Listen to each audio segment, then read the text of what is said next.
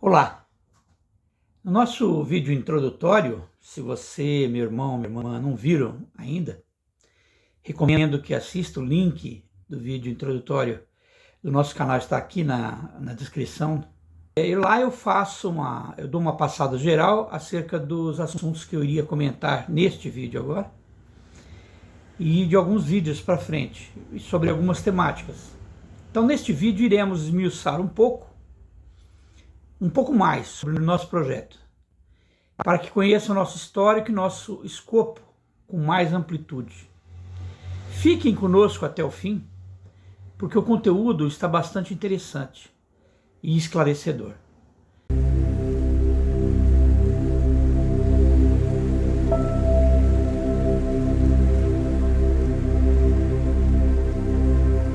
Meus irmãos, minhas irmãs, permitam-me hoje focar no meu roteiro, que eu sigo aqui na lateral, segui-lo à risca, lendo e repetindo trecho a trecho, a fim de não me permitir perder nenhum deles, pois o que lhes preparei e reservei tem imenso valor. Então decidi torná-lo a todos vocês uma carta. Caso este vídeo se torne extenso a você, pelo menos por hoje, para este vídeo, pause-o. Continue depois, pause quantas vezes for necessário. E chegando ao final, sentindo que perdeu algum detalhe, retorne e reveja tudo. Não se trata apenas de um relato ou de uma mera explanação.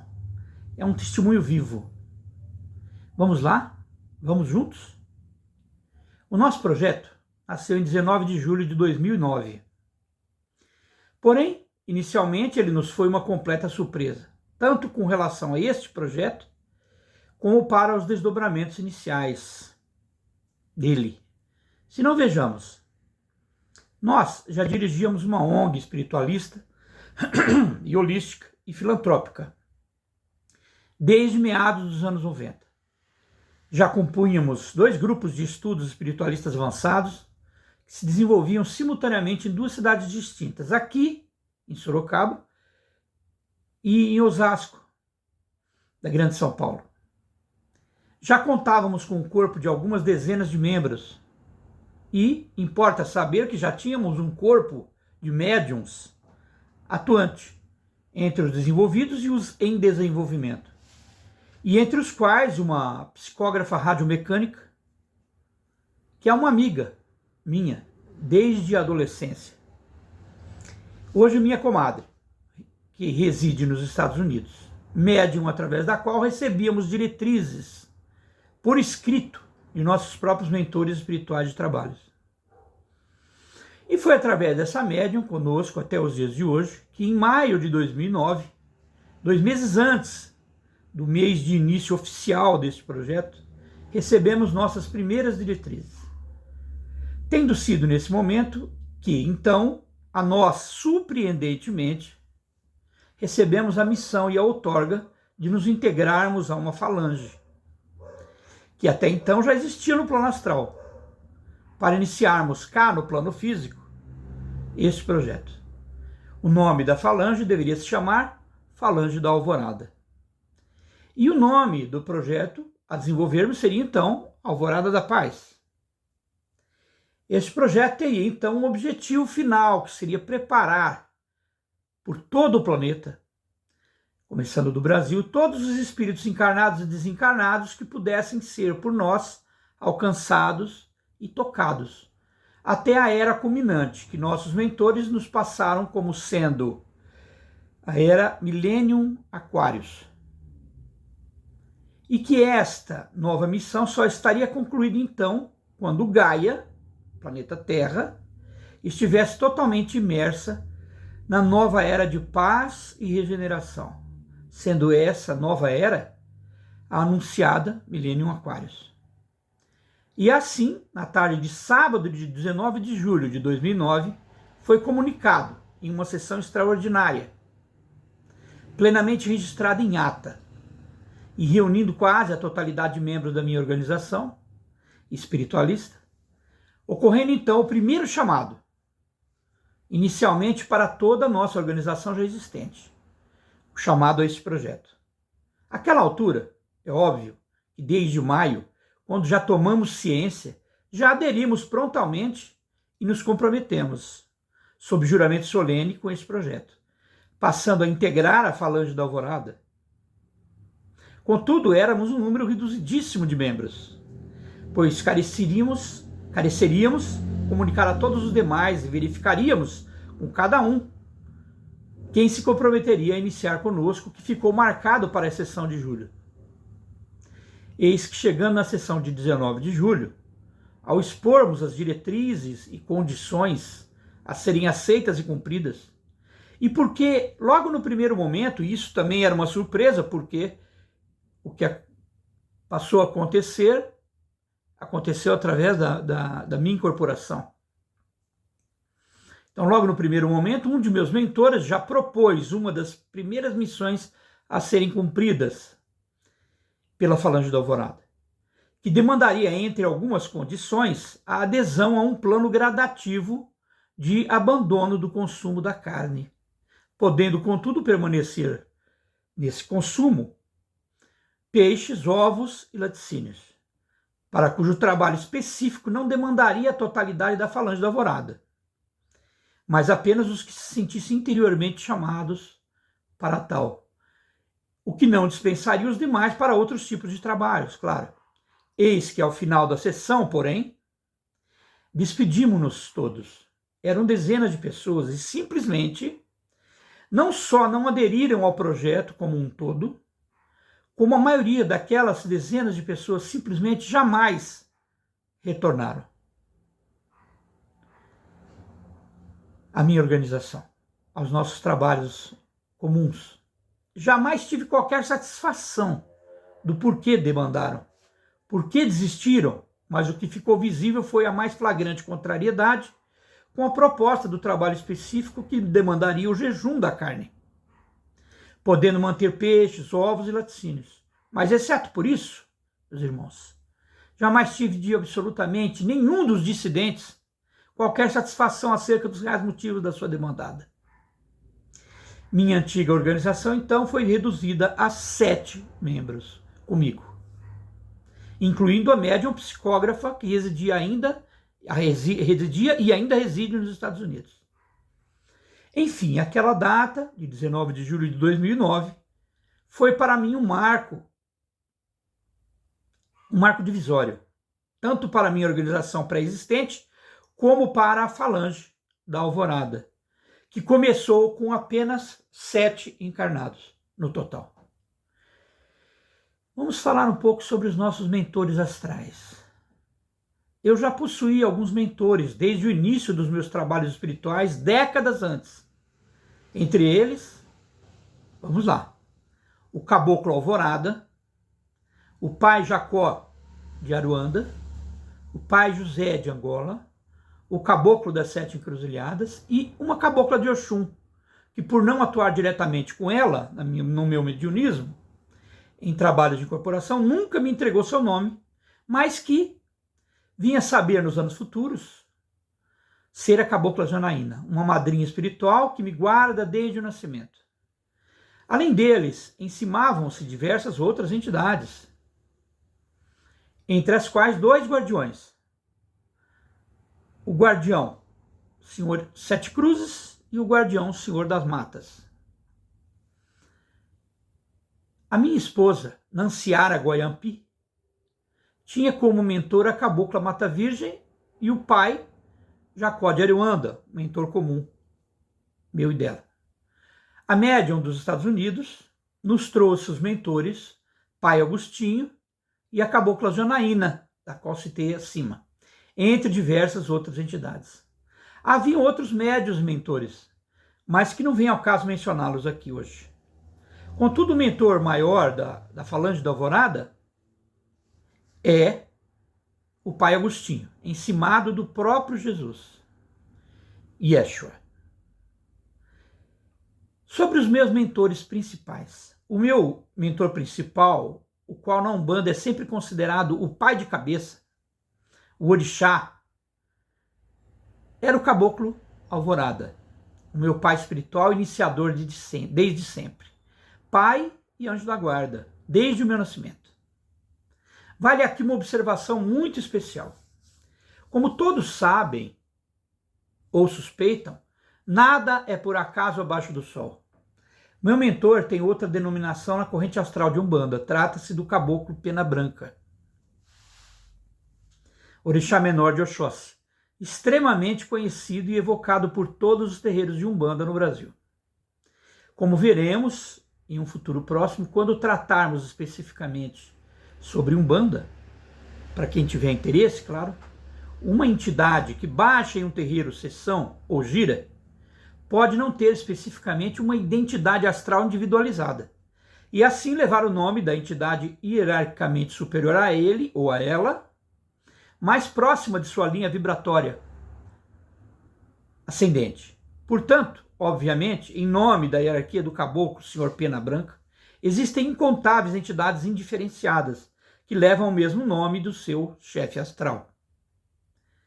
Outra observação é que na Umbanda, a maioria das entidades se apresentam com um codinome relativo ao seu posto de trabalho, que por sua vez podem representar, e geralmente representam, o tipo de tarefa ou seara astral, em outras palavras, mais conhecida na Umbanda como linha vibratória, a que pertençam. Ou seja, seus codinomes quase nunca são sua própria identidade pessoal. No meu caso, meu antigo mentor se refere precisamente ao orixá menor da vibratória, um dos 7 chefes de legião da linha vibratória de Oxóssi. Contudo, desde que se apresentou pelo meu mediunismo, e através dele fui ordenado sacerdote, decidiu-se apresentar-se como Alvorada. O caboclo Alvorada, também muito conhecido por esse codinome nas lides de Umbanda. E tudo isso importa saber agora, porque seu nome foi utilizado através da minha mediunidade, cumprindo os preceitos peculiares ao seu tipo de missão espiritual, que é o de despertar espiritualmente os seus filhos de fé. E assim atuou por quase 2 décadas, através de nossa parceria mentor-médium. Contudo, percebam, meus irmãos, o vocábulo alvorada significa simultaneamente nascimento, despertar, surgimento, afloramento, alvorecer, etc. E soube eu pelo pai Agostinho, antigo mentor do Alvorada, em sua reencarnação anterior, que fora em sua homenagem inspirado nele, o Alvorada, que Yeshua designou ao nosso projeto o nome Alvorada da Paz. Por outro lado, ainda importa saber que foi o caboclo Alvorada e o precursor e cofundador deste projeto, desde seus primeiros esboços junto a Yeshua no astral, para que entendamos e constatemos que, de fato, o acaso não existe. Por ser o meu mentor principal até então, era igualmente e subsequentemente o mentor da minha própria organização, obviamente, para todos os fins. Ocorreu que uma das mudanças ou implementações anunciadas juntamente com esse projeto, já em maio de 2009, outra novidade me foi trazida ao conhecimento foi que o meu pai, meu anjo da guarda, o meu mentor amado, desde o meu nascimento, precisaria reencarnar. E sim, meus irmãos, viria reencarnar como minha filha hoje. Portanto, mais um irmão maior da espiritualidade me foi trazido a ser anunciado em julho, juntamente com todas as novidades, como a despedida do caboclo Alvorada e a recepção oficial do meu novo mentor. Uma entidade por mim conhecida há muito tempo, o caboclo Ubiratã, que passou a me conduzir. Desde então, 19 de julho de 2009. E importa revelar aqui que o caboclo Ubiratã, no movimento bandista, é o espírito de Ramatiz, amplamente conhecido no universo espiritualista, inclusive até como Ramatiz dentro do movimento bandista. e que foi o mentor do médium Hercílio Mais, autor psicógrafo de inúmeras obras assinadas por Ramatiz no século passado. E importa fazer esta menção especial aqui porque para que os pontos se unam, para que o quebra-cabeça se feche em uma parte bem específica. Para quem conhece o histórico de Ramatiz no movimento espiritualista brasileiro, sabe que essa entidade atua com certos tipos de trabalho espiritual bem peculiar, sendo ele mestre e um dos fundadores da apometria no Brasil. Temática que teremos a oportunidade de esmiuçar mais à frente. Além disso, um mestre em terapêutica oriental e mestre em física quântica. Ele era a entidade propositora dos trabalhos específicos que demandaria médiuns voluntários que deveriam abandonar o consumo da carne aos moldes já explanados aqui e iria, portanto, dirigir aqueles trabalhos que consistia, entre outros meandros, em manipular energias cósmicas e desenvolver trabalhos de apometria, o que requereria uma isenção por parte dos médiuns daqueles trabalhos dos elementos grosseiros da carne vermelha e branca, de origem animal. Quem o conhece sabe que suas especialidades são precisamente essas, desde os trabalhos junto a Hercílio Mais, médium já desencarnado desde há muito, e que essa questão do consumo da carne foi mais de uma vez mencionada por ele, esmiuçada por ele, Ramatiz, nas obras de Hercílio Mais. Contudo, a demanda para aqueles trabalhos seria de um grupo de encarnados de pelo menos 5 médiuns, no mínimo 5 médiuns, presenciais. E nós estávamos em 6 presenciais e dispostos ao jejum da carne. Lembrando que nós estávamos em 7 como Falange do Alvorada. Porém, uma não poderia ser presencial, que é a médium dos Estados Unidos. Na verdade, eu e minha esposa já estávamos abstinentes na época há mais de 10 anos. E na realidade, a mim e a outros médiuns do meu histórico de vida, Ramatiz já havia anunciado esses trabalhos em específico, observem bem, décadas antes, precisamente em meados de 1987, através de um outro grupo espiritualista que eu pertencia. Aliás, um grupo que eu comecei meus trabalhos mediúnicos. Portanto, a mim seria apenas uma constatação e uma realização muito almejada. Entretanto, meus irmãos, como as demandas consistiam naquele tipo de jejum e igualmente no estudo aprofundado e profícuo de física quântica e de terapeuta oriental, no mínimo, apenas eu e minha esposa nos habilitamos e, enfim, a proposta se perdeu no meu grupo de trabalhos.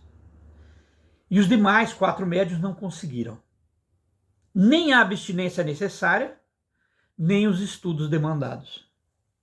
Mas a Falange do Alvorada, como um todo, seguiu seu curso em outras searas, em outros tipos de trabalho. Lembro aqui que em 2010 reencarnou a minha filha. Pouco mais de um ano depois da data oficial do início da Alvorada da Paz. E que minha filha é o meu antigo mentor, Alvorada, e que recebi como missão dedicar-me integralmente a ela em seus primeiros anos, a fim de lhe plantar as primeiras sementes que ele mesmo me havia plantado no passado, preparando-lhe o caminho e o redespertar. Eis então uma das minhas primeiras missões dentro do Falange da Alvorada. Missão dupla. A de pai, uma missão de vida, e a de semeador. Pois que, se tudo correr conforme o que pretendemos, em obediência, porém, à lei do livre-arbítrio, será a minha filha, de futuro, quem deverá assumir a direção desse projeto. Outorga, que lhe pertence de fato e de direito. E eis que as primeiras sementes já germinaram, meus irmãos. Pois que, ainda que omitindo dela propositalmente não somente sua identidade astral, por motivos até muito naturais, como tantas outras informações relevantes, mas a se mostrarem apenas no devido tempo futuro, quando ela estivesse preparada, Devo informar que, como nesses 15 anos eu jamais a tenha sequer tentado inserir em toda a minha lida espiritualista e religiosa, ela por si mesma, observem bem, teve seus primeiros contatos com a Umbanda online, pela internet, e imediatamente se apaixonou de tal forma que me deixou completamente perplexo, adotando para si essa doutrina religiosa com todo o amor e intensidade do seu ser, como tem sido nos nossos dias atuais. Ato contínuo, porém, vi-me compelido então a inseri-la na lide umbandista. Claro, não poderia lhe negar o ensino, o meu conhecimento, ou tudo que aprendi com esse próprio espírito. Ensinar-lhe, orientá-la, e então, em conformidade com a sua própria ansiedade pessoal, ou seja, onde ela seria o termômetro, eu a inseri na falange da Alvorada, agora como membro encarnado, porém ainda de forma bastante tímida. Imagino agora que para muitos irmãos que me assistem, acabo de lhes apresentar um assunto muito interessante e coeso, e que se coaduna com muitos de nossos objetivos comuns. Portanto, fica aqui empenhado o meu compromisso de me aprofundar em muitos outros casos envolvendo o espírito do Alvorada, e o farei certamente, visto que se entrelaça com tudo que sou e aprendi em minha atual existência. Pois que foi o Alvorada meu principal mestre de iniciação em todas as searas. Há muito o que discorrer, portanto, acerca dessa entidade. Hoje, minha amada filha, relacionado ao seu passado, à sua história e à sua linha missionária, desde há milênios. Outro papel, nesses últimos 16 anos, da Falange da Alvorada, voltando agora ao foco, e de nosso projeto, foi concernente a temas e subprojetos na seara cosmológica, na absorção desse conhecimento e no preparo efetivo meu e de meus irmãos encarnados de Falange para o trabalho que hoje se descortina, mas sempre voltado à transição planetária. Transição planetária. Período fatídico no qual estamos todos inseridos, nós e vós.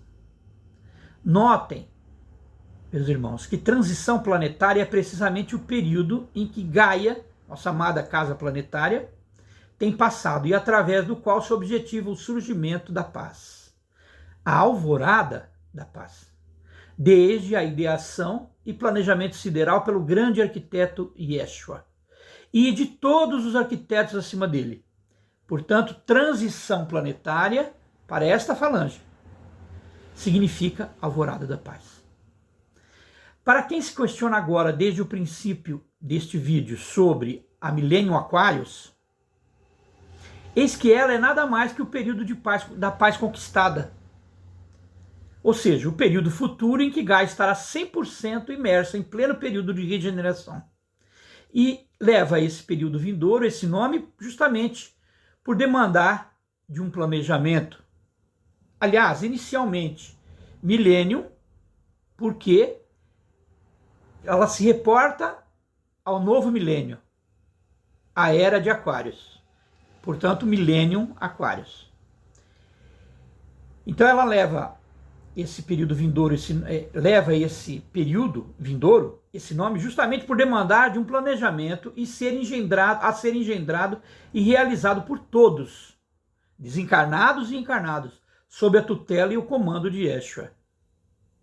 Não deverá ser, portanto, algo de única e exclusiva responsabilidade dele, Yeshua, e de sua hierarquia espiritual, mas de todos nós, todos, eu não vou me incluir, porque eu ainda sou um candidato, como acredito todos nós, mas de todos os que merecerem permanecer neste orbe.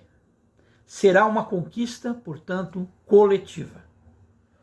Não é de se estranhar agora, portanto, o porquê de parte de nossos sagrados objetivos ser o de lhes trazer através deste canal, entre outros possíveis canais de outras redes, eventualmente, o alento, a esperança, a harmonia, o equilíbrio, a motivação, o despertamento espiritual e a paz.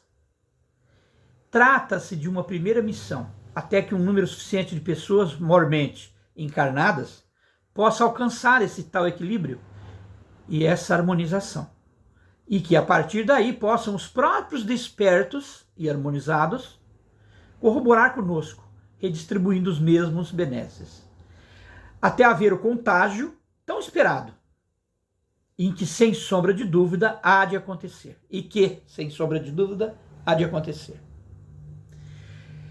Temos longo trabalho à frente, meus irmãos. E é com muito amor e entusiasmo que nós, este pequeno grupamento de encarnados agregados da grande falange espiritual, o faremos de todo o nosso coração.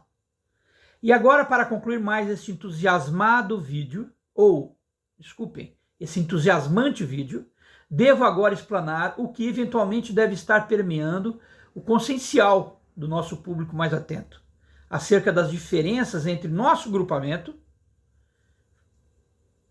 e de outros conhecidos que, embora correlatos, já atuam abençoadamente.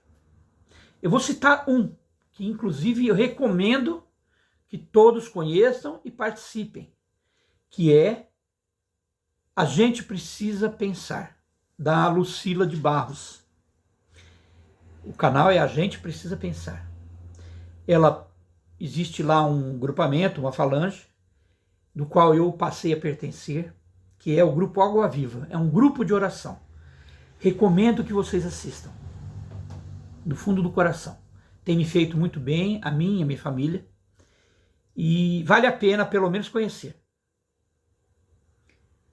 A principal característica da falange da Alvorada, da minha falange, é de que seus membros, a começar pelos extrafísicos, pelos espíritos, todos têm em Yeshua um líder máximo, mas que não o coloca tão distante que o mantenha como foi colocado pelos menos por toda a era cristã, sobre um pedestal, ou muito pior, sobre um madeiro de dor e sofrimento, a cruz do sacrifício supremo. Não, todos os membros da Falange da Alvorada são todos, rigorosamente todos, os que têm em Yeshua um líder supremo, sim, mas sobretudo um irmão maior, um irmão mais velho, mais evoluído, mas inequivocamente acessível, como ele o fora para seus discípulos quando encarnado esteve entre nós. Portanto, para todos os homens encarnados ou desencarnados que têm em Cristo, Yeshua, Jesus, Oxalá, Yahvé, Gadu, Sananda, Aleto, sendo ele a mesma entidade sob todos esses nomes, um pai de amor, o príncipe da paz, um governador planetário, sim, de evolução insondável, mas completamente acessível ao nosso coração, ao nosso espírito, através do qual podemos senti-lo, sentir sua presença, sua existência, sua individualidade, a flutuar sobre nós, a nos abraçar, a nos amparar, não figuradamente, não alegoricamente, mas de modo real e tangível. E, finalmente, o temos como uma entidade amada, respeitada e próxima. Tão próxima de nós que podemos senti-lo, ouvi-lo, falar com ele, trocar impressões, enfim. Por outro lado, e para melhor entendimento, todos os que entre nós pudermos ser, para ele, as crianças do deixai vir a mim os pequeninos. E com a mesma pureza de uma criança, atraí-lo e trazê-lo para próximo de nós, deixando-o aproximar-se e falar conosco, ter conosco, flutuar entre nós, tocar-nos, abraçar-nos, sorrir-nos, estar no meio de nós, efetivamente, e não apenas através de um dogma, e sem intermediários. Eis então todos os membros ou candidatos a membros a falange da Alvorada. Tal foi o preceito por ele criado para esta falange, para que assim todos os membros eleitos possam, para Yeshua, ser os trabalhadores da última hora da sua vinha. Agora, a pergunta que resta é, se você, a despeito de tudo que viu e a tudo que foi exposto ou exposta, religiosamente, dogmaticamente, tendenciosamente, por influência externa, se enxerga como alguém que vê e sente Jesus como um ser que acabo de lhes expor, Se já não é, portanto, é com toda certeza um candidato ou uma candidata a membro desta falange. Então, meus queridos irmãos, esta falange não é uma falange exclusiva, nem exclusivista. Não é segregada, nem segregadora. Não é apartada. Não é especial. Senão pela característica principal de entender Yeshua como um irmão total e plenamente acessível e próximo. Se já não é um de nós, se você pensa assim, se você sente assim, já não é um de nós, é no mínimo um convidado, um chamado à nossa grande e amada família, a família de Yeshua.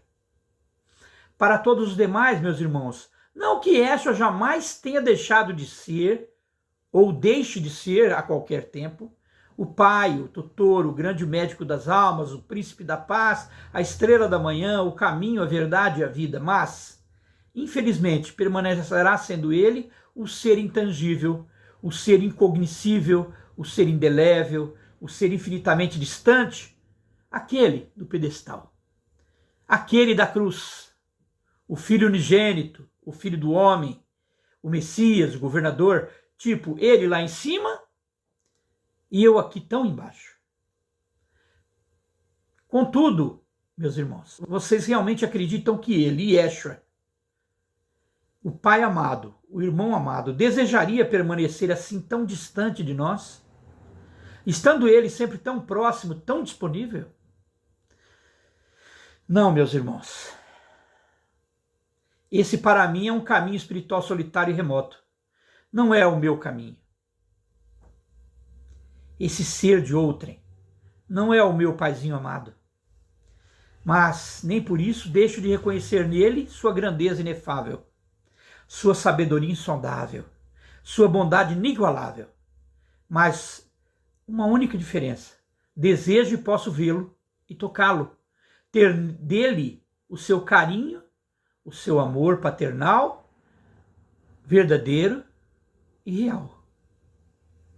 Irmãos, irmãs, espero do fundo da alma ter lançado aqui uma semente de esperança e de alento máximo. E finalizar com uma alegoria, a fim de facilitar a melhor compreensão, ainda que alegórica, do que viemos aqui propor, do que eu vim aqui propor.